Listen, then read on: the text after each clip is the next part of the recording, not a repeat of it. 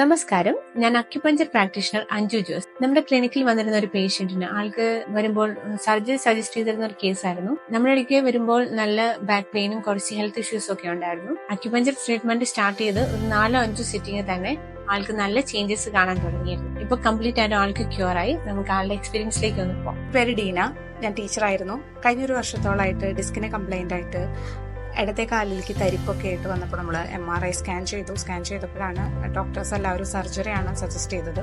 അപ്പോഴാണ് അക്യുപങ്ക്ചർ ട്രീറ്റ്മെന്റിനെ കുറിച്ചിട്ട് അറിഞ്ഞത്. അപ്പോൾ ഒല്ലൂർ ചീരാച്ചിയിലുള്ള ഊർജ് എന്ന് പറയുന്ന സ്ഥലത്താണ് നമ്മൾ അക്യുപങ്ക്ചർ ട്രീറ്റ്മെന്റ് എടുത്തത്. ഒരു 2 പ്രാവശ്യമായിട്ട് ട്രീറ്റ്മെന്റ് എടുത്തു. അത് കഴിഞ്ഞിട്ട് ആദ്യത്തെ പ്രാവശ്യത്ത് തന്നെ ഒരുപാട് വ്യത്യാസങ്ങൾ ഉണ്ടായിരുന്നു.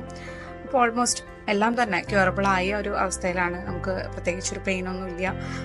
ഒരു 2 വയസ്സായ കുട്ടിയുണ്ട്. അപ്പോൾ അവനെ എടുക്കാനായാലും ബുദ്ധിമുട്ടുകളൊന്നുമില്ല. ഇപ്പോൾ വളരെ ഹാപ്പി ആയിട്ട് മുന്നോട്ട് പോകും.